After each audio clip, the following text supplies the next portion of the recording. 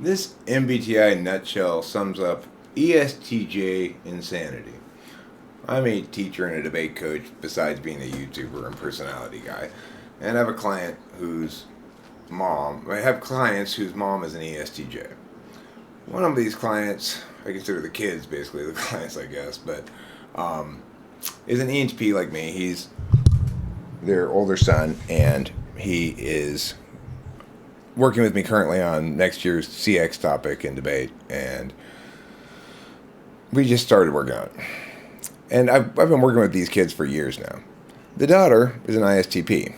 Now, the mother I just got off the phone with the mother who was complaining to me that why am I always on time and take seriously my work with Jeffrey but not with her daughter Chloe.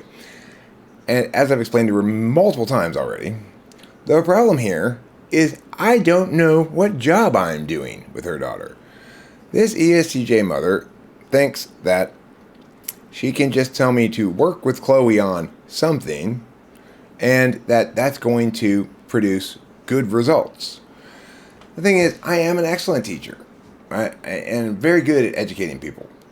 But you have to have something specific you're teaching them, or else you're just indulging yourself. It's like hiring a plumber to come to your house and telling them, just do some plumbing work of some sort. If it were a concrete matter like that, then her TE frame would see that that's silly.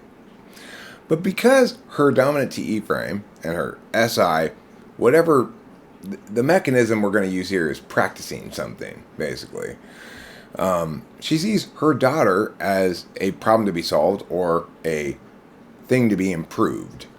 And that the way to improve her daughter or solve her daughter's problem, which is basically extroverted intuition from her perspective, that the fact that her ISTP daughter is extroverted intuition polar is a problem that needs to be solved by me. No matter how many times I tell her, you can't fix that. It's who she is.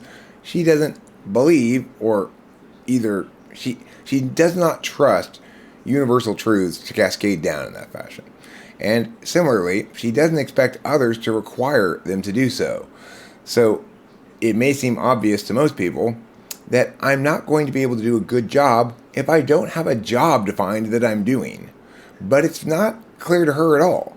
And no matter how many times I explain this to her, she says, yeah, but just work. You're the expert. You know how to work with people to get results and stuff. Because I'm ignoring, though, I have continued to meow back and forth with her about this. In other words, she's convincing enough that to get me to go, okay, fine, I'll work with her on something. I've got a story she could read or something. I have some idea of something that would be interesting to talk to her about. But ultimately, I keep running into the same problem. I can't do a good job of being a teacher unless I know I'm teaching something specific that I can assess specifically from a baseline to an end result. And unfortunately, most teachers don't really operate like that because the teaching profession is filled with complete incompetent fools. But, completely incompetent fools, I'm sorry. I should have used the adverb completely. How silly of me.